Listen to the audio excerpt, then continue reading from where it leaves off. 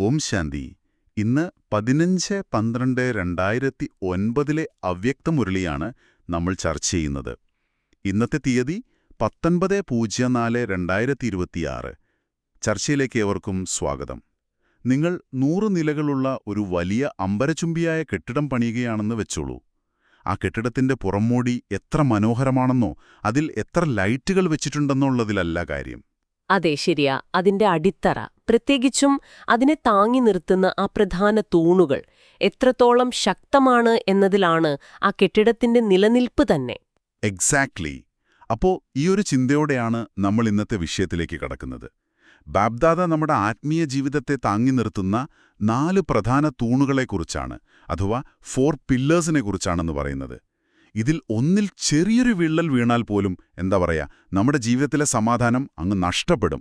തീർച്ചയായും. ഈ വിഷയം, അതായത് ബാബ്ദാദ പറയുന്ന ഈ കാര്യങ്ങൾ നിങ്ങളുടെ ദൈനംദിന ജീവിതത്തിൽ വലിയൊരു മാറ്റം കൊണ്ടുവരാൻ പോകുന്ന ഒന്നാണ്. പലപ്പോഴും ആത്മീയ പഠനങ്ങളെന്ന് കേൾക്കുമ്പോൾ അത് കേവലം കുറച്ച് സിദ്ധാന്തങ്ങളാണെന്ന് നമ്മൾ കരുതാറുണ്ട്, അല്ലേ? അതെ അതെ, വായിച്ചു പോകാനുള്ള കുറച്ച് കാര്യങ്ങൾ പോലെ. എന്നാൽ ബാബ്ദാദ ഇവിടെ പറയുന്നത് വെറും തിയറിയല്ല. രാവിലെ എഴുന്നേൽക്കുന്നതു മുതൽ രാത്രി ഉറങ്ങുന്നതുവരെ നമ്മൾ ജോലിസ്ഥലത്തായാലും കുടുംബത്തിലായാലും നേരിടുന്ന ഒരുപാട് മാനസിക സംഘർഷങ്ങളുണ്ടല്ലോ. ഈ 4 നിശ്ചയങ്ങൾ എങ്ങനെ അതിനൊരു സ്വിച്ച് ഇട്ടതുപോലെ പരിഹാരമാകുന്നു എന്നാണ് നമ്മൾ ഇന്ന് നോക്കാൻ പോകുന്നത്. അത് വളരെ പ്രധാനപ്പെട്ടൊരു കാര്യമാണ്. അപ്പോൾ ആ ഒന്നാമത്തെ തൂണിൽ നിന്ന് തന്നെ നമുക്ക് തുടങ്ങാം. ബാബ്ദാദ ഒന്നാമതായി പറയുന്നത് ബാബയിലുള്ള നിശ്ചയം, അഥവാ ഫെയ്ത്ത് ഇൻ ബാബ എന്നതിനെക്കുറിച്ചാണ്. ഇതിലെനിക്ക് ഏറ്റവും കൗതുകം തോന്നിയ കാര്യം, എല്ലാവരും വളരെ സ്നേഹത്തോടെ എന്റെ ബാബ എന്ന് പറയുന്നു എന്ന് ബാബ്ദാദ എടുത്തു പറയുന്നതാണ്. ഈ എന്റേത് എന്ന് പറയുന്നതിന് എന്താണിത്ര പ്രത്യേകത? അവിടെ വലിയൊരു മനഃശാസ്ത്രപരമായ മാറ്റം നടക്കുന്നുണ്ട്. ലോകത്തിൽ പലരും ഈശ്വരനെ ഒരു വലിയ ശക്തിയായിട്ടോ അല്ലെങ്കിൽ നമ്മൾ ഭയപ്പെടേണ്ട ഒരാളായിട്ടോ ഒക്കെയാണല്ലോ കാണുന്നത്. ഒരുതരം അകൽച്ചയോടെ. അതെ. എന്നാൽ എപ്പോഴാണോ നിങ്ങൾ പൂർണ്ണ ഹൃദയത്തിൽ നിന്ന് എന്റെ ബാബ എന്ന് പറയുന്നത്, ആ നിമിഷം മുതൽ നിങ്ങൾക്ക് വലിയൊരു അവകാശം ലഭിക്കുകയാണ്. നിങ്ങൾ ചിന്തിച്ചു നോക്കൂ, ഒരു കുട്ടിക്ക് പിതാവിന്റെ സ്വത്തിൽ എങ്ങനെയാണോ അവകാശമുള്ളത്, അതുപോലെ ബാബയുടെ സർവ്വ ഖജാനാവുകളുടെയും, അതായത് സർവ്വഗുണങ്ങളുടെയും ശക്തികളുടെയും സമ്പൂർണ്ണ അധികാരിയായി നിങ്ങൾ മാറുന്നു എന്ന് ബാബ്ദാദ ഓർമ്മിപ്പിക്കുന്നു. ഓ, അതായത് അത് വെറുമൊരു പ്രാർത്ഥനയല്ല, മറിച്ച് അതൊരു അവകാശപ്പെടലാണ്, അല്ലേ? കൃത്യമായി, അതൊരു അവകാശമാണ്. നിങ്ങൾ ആ നിധി സ്വന്തമാക്കുകയാണ്. എനിക്കിത് കേൾക്കുമ്പോൾ ഓർമ്മ വരുന്നത് വലിയൊരു നിധിയുടെ താക്കോൽ നമ്മുടെ കയ്യിൽ കിട്ടുന്നത് പോലെയാണ്. ബാബയിലുള്ള ആ അചഞ്ചലമായ നിശ്ചയമാണ് ആ താക്കോൽ. പക്ഷേ ഇവിടെ വലിയൊരു പ്രശ്നം വരാൻ സാധ്യതയുണ്ട്. എന്താണത്? അതായത് എന്റെ കയ്യിൽ ഈ പറഞ്ഞ സർവ്വ ഖജനാവുകളുടെയും താക്കോലുണ്ട്. ബാബ എന്റേതാണെന്നും എനിക്കറിയാം. പക്ഷേ ഈ വലിയ നിധി സ്വന്തമാക്കാൻ എനിക്ക് അർഹതയുണ്ടോ, ഞാൻ അത്രയ്ക്ക് യോഗ്യനാണോ എന്നൊരു സംശയം എൻ്റെ ഉള്ളിൽ വന്നാൽ എന്ത് സംഭവിക്കും? നിധി അവിടെ ഉണ്ടാകും, പക്ഷേ എനിക്കത് ഉപയോഗിക്കാൻ കഴിയില്ലല്ലോ. കറക്റ്റ്. ആ ചോദ്യം ചോദിച്ചാൽ അവിടെയാണ് നമ്മുടെ ആത്മീയ കെട്ടിടത്തിന്റെ രണ്ടാമത്തെ തൂണിന്റെ പ്രാധാന്യം വരുന്നത്. അതാണ് സ്വയത്തിലുള്ള നിശ്ചയം, അഥവാ ഫെയ്ത്ത് ഇൻ സെൽഫ്. ഓ, സ്വയത്തിലുള്ള നിശ്ചയം. അതെ. ബാബ്ദാദ വളരെ വ്യക്തമായി പറയുന്നുണ്ട്, നിങ്ങൾക്ക് നിങ്ങളിൽ തന്നെ നിശ്ചയമില്ലെങ്കിൽ വളരെ വേഗം നിങ്ങളുടെ ഉള്ളിലേക്ക് നിരാശ കടന്നുവരുമെന്ന്. ബാബയിൽ വലിയ വിശ്വാസമായിരിക്കും, എന്നാൽ സ്വന്തം കഴിവുകളിൽ സംശയവും. എന്നെക്കൊണ്ടിത് സാധിക്കുമോ, ഞാൻ അതിന് മാത്രം ഉയർന്നവനാണോ എന്നൊക്കെയുള്ള ചിന്തകളല്ലേ? അതെ അതെ, ആ ചിന്തകൾ ആ താക്കോൽ ഉപയോഗിക്കുന്നതിൽ നിന്ന് നമ്മെ തടയുന്നു. ഈയൊരു പ്രശ്നം ഇന്ന് ഒരുപാട് പേർ നേരിടുന്നുണ്ട്. അതിനെ നമ്മൾ ഇമ്പോസ്റ്റർ സിൻഡ്രോം എന്നൊക്കെ വിളിക്കാറുണ്ടല്ലോ. ഞാനിതിന് യോഗ്യനല്ല എന്ന ഒരു തോന്നൽ. അപ്പോ ഈ നിരാശയെ മറികടക്കാനുള്ളൊരു പ്രായോഗിക വഴി ബാബ്ദാദ പറയുന്നുണ്ടോ? തീർച്ചയായുമുണ്ട്. അതിനാണ് ബാബ നമുക്ക് സ്വമാനങ്ങൾ, അഥവാ സെൽഫ് റെസ്പെക്ട് നൽകിയിരിക്കുന്നത്. സ്വയത്തിലുള്ള നിശ്ചയം എന്നു പറഞ്ഞാൽ അഹങ്കാരമല്ല കേട്ടോ. ഞാൻ മറ്റുള്ളവരെക്കാൾ വലിയവനാണെന്ന ചിന്തയല്ല. അല്ല, മറിച്ച് ബാബ നൽകിയിട്ടുള്ള ആ ആത്മീയ പദവിയെ ഓർമ്മിക്കലാണിത്. ഒന്ന് ചിന്തിച്ചു നോക്കൂ, ലോകത്തിലെ ദശലക്ഷക്കണക്കിന് ആത്മാക്കളിൽ നിന്ന് തിരഞ്ഞെടുക്കപ്പെട്ട വളരെ വിശേഷപ്പെട്ട ഒരാളാണ് ഞാൻ എന്ന ലഹരി എപ്പോഴും ഉള്ളിലുണ്ടായിരിക്കണമെന്ന് ബാബ്ദാദ പറയുന്നു. അപ്പോ ആ ഒരു സ്വമാനം നമ്മുടെ ചിന്താരീതിയെ തന്നെ മാറ്റും. തീർച്ചയായും. നിങ്ങളൊരു വിശേഷപ്പെട്ട ആത്മാവാണെന്ന് നിങ്ങൾക്ക് പൂർണ്ണ ബോധ്യമുണ്ടെങ്കിൽ നിങ്ങളത് തീരുമാനങ്ങൾ, മറ്റുള്ളവരോടുള്ള നിങ്ങളുടെ പെരുമാറ്റം, പ്രതിസന്ധികളോടുള്ള പ്രതികരണം ഇതെല്ലാം തികച്ചും വ്യത്യസ്തമായിരിക്കും. അത് ചിന്തിക്കുമ്പോൾ തന്നെ ഉള്ളിലൊരു വലിയ ധൈര്യം വരുന്നുണ്ട്. എന്റെ യോഗ്യത തീരുമാനിക്കുന്നത് ഞാനല്ല, എന്നെ തെരഞ്ഞെടുത്ത ബാബയാണെന്ന ബോധം വരുമ്പോ ആ നിരാശ താനെ മാറും. അതെ, ആ ഒരു ഭാരം അവിടെ ഇറക്കി വെക്കാം. ശരി, അപ്പോ എന്റെ ഉള്ളിലെ രണ്ട് കാര്യങ്ങളും ശരിയായി. ബാബയിലുള്ള വിശ്വാസവും വന്നു, എന്നെക്കുറിച്ചുള്ള എന്റെ കാഴ്ചപ്പാടും ശക്തമായി. പക്ഷേ പ്രശ്നം അതല്ലല്ലോ. ഈ മനസ്സ് വെച്ചുകൊണ്ട് ഞാൻ ഇറങ്ങിച്ചെല്ലുന്നത് എപ്പോഴും മാറിക്കൊണ്ടിരിക്കുന്ന, തീർത്തും പ്രവചനാതീതമായൊരു ലോകത്തേക്കാണ്. വലിയൊരു ലോകത്തേക്ക്. അവിടെയാണ് മൂന്നാമത്തെ കാര്യം വരുന്നത്. ഈ ലോകത്തെ, അതായത് മൂന്നാമത്തെ തൂണായ നാടകത്തിലുള്ള നിശ്ചയത്തെ നമ്മൾ എങ്ങനെ നേരിടും? അവിടെ ബാബ്ദാദ ഈ ലോകത്തെ ഒരു ഡ്രാമയായിട്ടാണ് കാണാൻ പറയുന്നത്. നാടകത്തെ നമ്മൾ പ്രതീക്ഷിക്കാത്ത പ്രശ്നങ്ങളുണ്ടാകും, അതുപോലെ വിജയങ്ങളും ഉണ്ടാകും. എന്നാൽ ഈ ഡ്രാമയിൽ അചഞ്ചലമായ നിശ്ചയമുള്ളവർ പ്രശ്നങ്ങളെ വെറും ഒരു നിമിഷം കൊണ്ട് പരിഹാരമാക്കി മാറ്റുന്നുവെന്ന് ബാബ പറയുന്നു. പരിഹാരമാക്കി മാറ്റുന്നു പറയുമ്പോ? കാരണം അവർക്കറിയാം ഈ നാടകത്തിൽ തങ്ങളുടെ പങ്ക് എപ്പോഴും വിജയത്തിൻ്റെതാണെന്ന്. ഒരു മിനിറ്റ്, എനിക്കിവിടെ ശക്തമായൊരു സംശയം ചോദിക്കാനുണ്ട്. കേൾക്കുന്നവർക്കും ഇത് ചിലപ്പോൾ തോന്നാം. പെട്ടെന്നൊരു ദിവസം ഒരാളുടെ ജോലി പോകുന്നു, അല്ലെങ്കിൽ വളരെ അടുത്തൊരാൾക്ക് വലിയൊരു ആരോഗ്യ പ്രശ്നം വരുന്നു എന്ന് വെക്കുക. ആ നിമിഷം ഇതൊരു ഡ്രാമയാണ് എന്ന് കരുതി സമാധാനിക്കുന്നത് അത്ര എളുപ്പമാണോ? സത്യത്തിൽ യാഥാർത്ഥ്യത്തെ നേരിടാനുള്ള ഭയം കൊണ്ട് നമ്മൾ കണ്ടെത്തുന്ന ഒരു എളുപ്പവഴിയല്ലേ ഇത്? ഇതൊരു തരം ഒളിച്ചോട്ടമാണെന്ന് ആരെങ്കിലും പറഞ്ഞാൽ അവരെ എങ്ങനെ കുറ്റം പറയാൻ കഴിയും? അത് വളരെ പ്രസക്തമായ ഒരു ചോദ്യമാണ് കേട്ടോ. പുറത്തുനിന്ന് നോക്കുമ്പോൾ അതൊരു ഒളിച്ചോട്ടമായി തോന്നാം.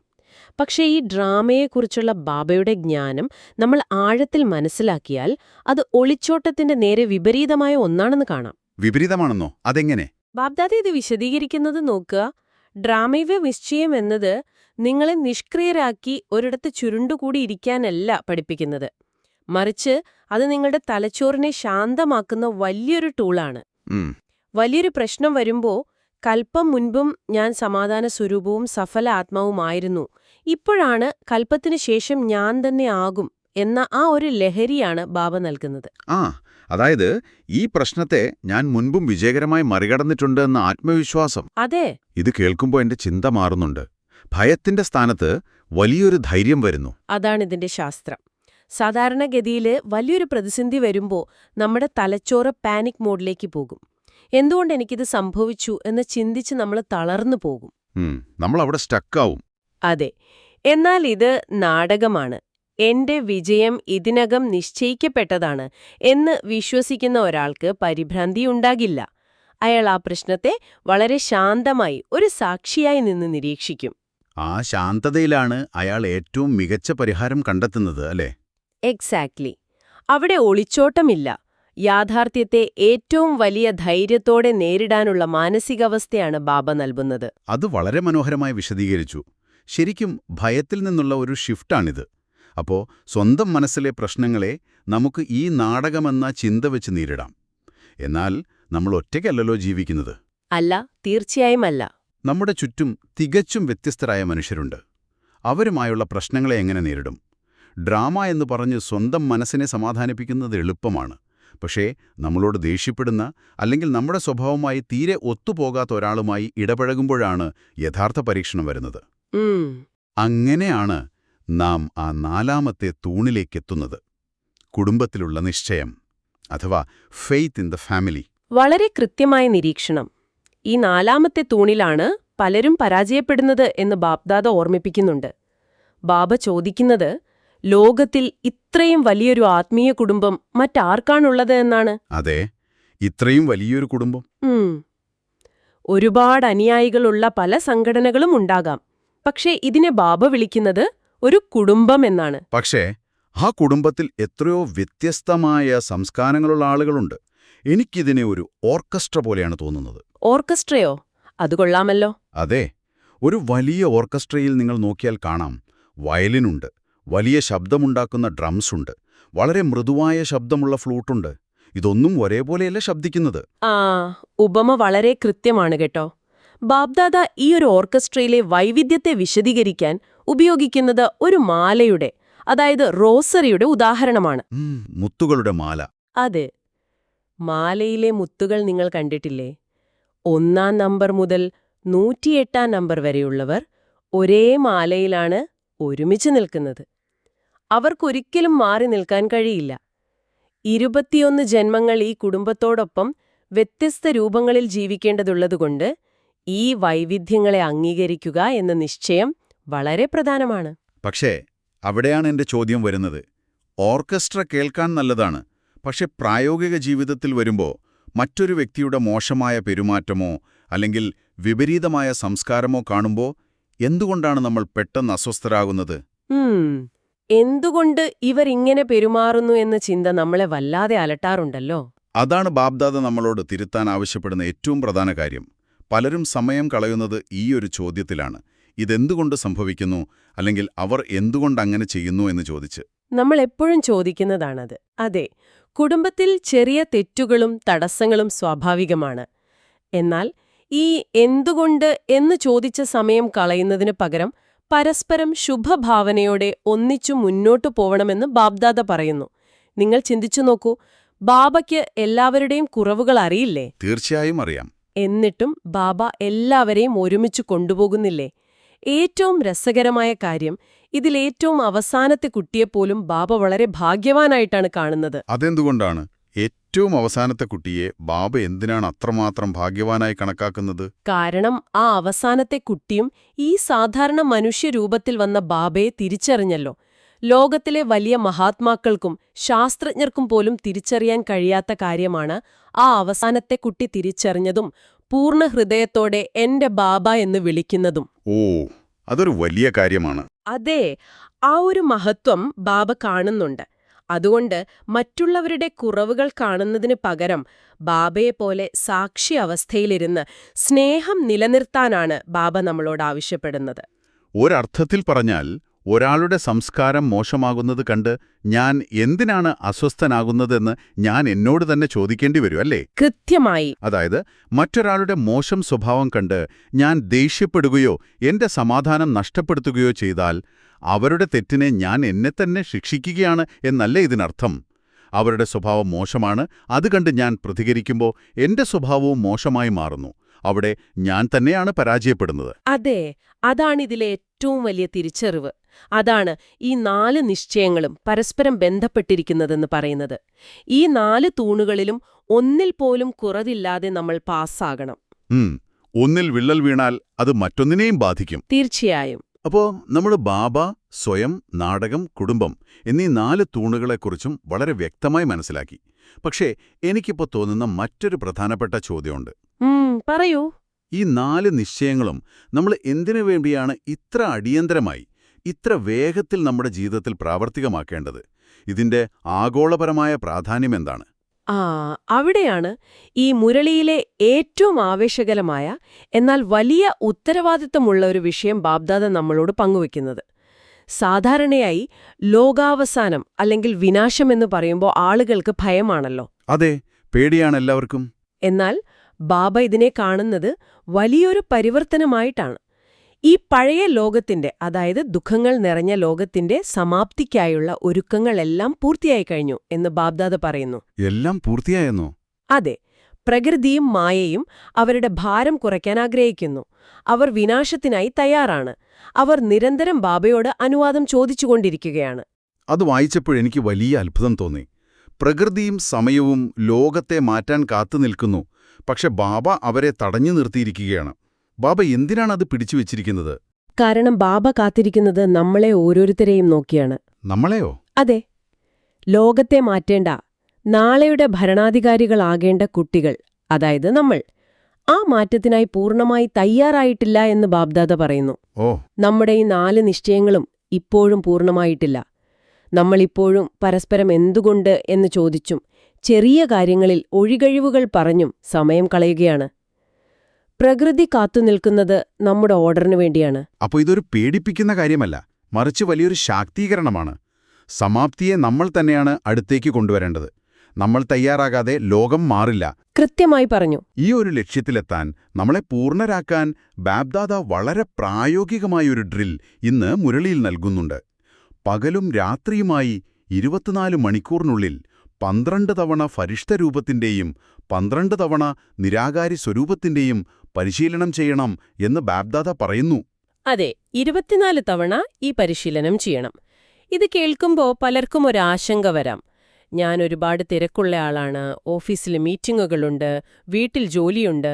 ഇതിനിടയിൽ എങ്ങനെയാണ് ഈ ഡ്രിൽ ചെയ്യാൻ സമയം കണ്ടെത്തുക എന്ന്? അതെ, എല്ലാവർക്കും അതാണല്ലോ പരാതി, സമയമില്ല എന്ന്. പിന്നെ എങ്ങനെയാണ് തിരക്കുള്ള ഒരാൾക്ക് ഈ ഡ്രിൽ ചെയ്യാൻ കഴിയുക? അതിന്റെ മെക്കാനിസം എന്താണ്? ഇവിടെ ബാബ ഉദ്ദേശിക്കുന്നത് നിങ്ങളൊരു മുറിയിൽ പോയി മണിക്കൂറുകൾ ധ്യാനിക്കണമെന്നല്ല കേട്ടോ. പിന്നെ ഇത് ഒരു മെന്റൽ സ്വിച്ചാണ്. അതായത്, നിങ്ങൾ ഓഫീസിൽ ഒരു മീറ്റിംഗിലിരിക്കുകയാണെന്ന് കരുതുക. മീറ്റിംഗ് കഴിഞ്ഞുള്ള ആ ഒരു ചെറിയ ഗ്യാപ്പിൽ വെറും 5 സെക്കൻഡ് മതി നിങ്ങളുടെ ബോധത്തെ ശരീരത്തിൽ നിന്ന് മാറ്റി ഞാനൊരു പ്രകാശസ്വരൂപമായ ഫരിഷ്തയാണ് എന്ന് ഓർമ്മിക്കാൻ. വെറും 5 സെക്കൻഡ്? അതെ. അടുത്ത നിമിഷം നിങ്ങളുടെ ചിന്തകളെ പരമധാമത്തിലേക്ക് കൊണ്ടുപോയി ഞാനൊരു നിരാകാരി ആത്മാവാണ് എന്നനുഭവിക്കാൻ. ഉറങ്ങാനുള്ള സമയത്തുറങ്ങിക്കോളൂ, ജോലി ചെയ്യുമ്പോൾ ജോലി ചെയ്തോളൂ. എന്നാൽ അതിനിടയിലെ ചെറിയ ഇടവേളകളിൽ നിങ്ങളുടെ ബോധത്തെ ഒരു നിമിഷം കൊണ്ട് മാറ്റുക എന്നതാണ് ഇവിടെ ഉദ്ദേശിക്കുന്നത്. ഈ പരിശീലനമാണ് നമ്മുടെ ചിന്തകളെ അചഞ്ചലമാക്കുന്നത്. അതായത് സമയത്തിന്റെ പ്രശ്നമേ ഇല്ല, ഒരു നിമിഷത്തെ ശ്രദ്ധയുടെ മാത്രം പ്രശ്നമേ ഉള്ളൂ. ഈയൊരു തയ്യാറെടുപ്പ് കേവലം നമ്മുടെ സ്വന്തം സമാധാനത്തിനു വേണ്ടി മാത്രമല്ല എന്നുകൂടി ബാബ്ദാദ ഓർമ്മിപ്പിക്കുന്നുണ്ടല്ലോ. ആ വലിയ ഉത്തരവാദിത്വം എന്താണെന്ന് കൂടി നമുക്ക് നോക്കാം. ലോകത്തിലെ ഒരുപാട് ആത്മാക്കൾ കടുത്ത ദുഃഖം അനുഭവിച്ചുകൊണ്ടിരിക്കുകയാണ്. അവർക്ക് സത്യം എന്താണെന്ന് അറിയില്ല. അങ്ങനെയുള്ള ദുഃഖിതരായ ആത്മാക്കൾക്ക് മുക്തിയുടെ സന്ദേശം നൽകാതെ, അവരെ ശാന്തരാക്കാതെ നമുക്കൊരിക്കലും ജീവൻ മുക്തിയിലേക്ക് പോകാൻ കഴിയില്ല എന്ന് ബാബ്ദാദ പറയുന്നു. അതൊരു വലിയ കണ്ടീഷനാണല്ലോ. അതെ, ബാബ വന്നിരിക്കുന്നത് മുഴുവൻ വിശ്വത്തിലെ കുട്ടികൾക്കും സമ്പത്ത് നൽകാനാണ്. നമ്മുടെ സമ്പത്ത് ജീവൻ മുക്തിയാണെങ്കിൽ അവരുടെ സമ്പത്ത് മുക്തിയാണ്. ആ മുക്തി അവർക്ക് നൽകേണ്ട ഉത്തരവാദിത്തം നമ്മൾ ഓരോരുത്തരിലുമാണ് നിക്ഷിപ്തമായിരിക്കുന്നത്. ഇത് കേൾക്കുമ്പോൾ നമ്മുടെ റോള് എത്ര വലുതാണെന്ന് മനസ്സിലാകുന്നു. നമ്മൾ വെറുമൊരു സാധാരണ ജീവിതമല്ല നയിക്കുന്നത്, ഈ ലോകത്തിന്റെ മാറ്റത്തിന് കാരണക്കാരാകേണ്ടവരാണ് നാം. ഈ വലിയ ലക്ഷ്യം നേടുന്നതിനായി ഇന്നത്തെ മുരളിയിൽ ബാബ്ദാദ നൽകിയിരിക്കുന്ന വരദാനവും അവ്യക്ത സൂചനകളും എന്തൊക്കെയാണെന്ന് കൂടി നമുക്ക് നോക്കാം. വളരെ മനോഹരമായൊരു വരദാനമാണ് ബാബ ഇന്ന് നൽകിയിരിക്കുന്നത്. ബാബ്ദാദ പറയുന്നു, വെറുമൊരു വിധാതാവാകുക മാത്രമല്ല വേണ്ടത് എന്ന്. വിധാതാവെന്ന് വച്ചാൽ? വിധാതാവ് എന്നാൽ ജ്ഞാനം നൽകുന്നയാൾ. നിങ്ങൾ മറ്റുള്ളവർക്ക് ഒരുപാട് കാര്യങ്ങൾ പറഞ്ഞുകൊടുക്കുന്നുണ്ടാകാം. എന്നാൽ അതുകൊണ്ട് മാത്രം ആർക്കും വലിയ മാറ്റങ്ങൾ വരണമെന്നില്ല. മറിച്ച് സർവ്വ ആത്മാക്കളിലും ശക്തി നിറയ്ക്കുന്ന ദയാഹൃദയരായ വരദാതാവായി മാറണമെന്നാണ് ബാബ ആഗ്രഹിക്കുന്നത്. ഓ, വരദാതാവ്! അതായത് നമ്മൾ വെറുതെ വാക്കുകൾ കൊണ്ട് ഉപദേശിക്കുന്നതിന് പകരം നമ്മുടെ മനസ്സിലെ ശുഭഭാവനയിലൂടെ അവർക്ക് ശക്തി നൽകണമല്ലേ? അതെ, കൃത്യമായി. ഒരുപക്ഷേ നമ്മുടെ കൂടെയുള്ളൊരാൾക്ക് ആത്മീയമായി മുന്നേറാൻ ആഗ്രഹമുണ്ടാകും, പക്ഷെ അതിനുള്ള മാനസിക ധൈര്യം കാണില്ല. അപ്പോ നമ്മുടെ ദയയിലൂടെയും സ്നേഹത്തിലൂടെയും വേണം അവരെ ഉയർത്താൻ. ഇതിനായി നമ്മുടെ ഓരോ സങ്കല്പവും ബാബയ്ക്കായി അർപ്പിക്കണമെന്ന് പറയുന്നു. ആ ഒരു പിന്തുണയാണ് യഥാർത്ഥ വരദാനം. അതുപോലെ തന്നെ ഇന്നത്തെ സ്ലോഗൻ വളരെ പ്രധാനപ്പെട്ടതാണ്. നിങ്ങളുടെ സത്യസ്വരൂപത്തിന്റെ സ്മൃതിയുണ്ടെങ്കിൽ സത്യതയുടെ ശക്തി വരും. സത്യതയുടെ ശക്തി? അതെ, നമ്മൾ ആരാണ് എന്ന് ആ യഥാർത്ഥ സ്വരൂപത്തിന്റെ ഓർമ്മ നമ്മുടെ ഓരോ കർമ്മത്തിലും പ്രതിഫലിക്കണം.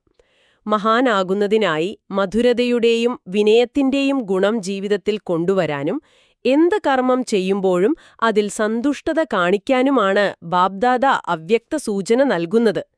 നമ്മുടെ കണ്ണുകളിൽ ആത്മീയതയുടെ തിളക്കവും വാക്കുകളിൽ മധുരതയും കാണാനാണ് ബാബ ആഗ്രഹിക്കുന്നത്. എത്ര വ്യക്തമായ നിർദ്ദേശങ്ങളാണിത്! അപ്പോ ഇന്നത്തെ ഈ വലിയ ചർച്ചയുടെ പ്രധാന ആശയങ്ങൾ നമുക്കൊന്ന് സംഗ്രഹിക്കാം. നമ്മളൊരു അമ്പരചുംബിയായ കെട്ടിടത്തിന്റെ കാര്യം പറഞ്ഞാണ് തുടങ്ങിയത്.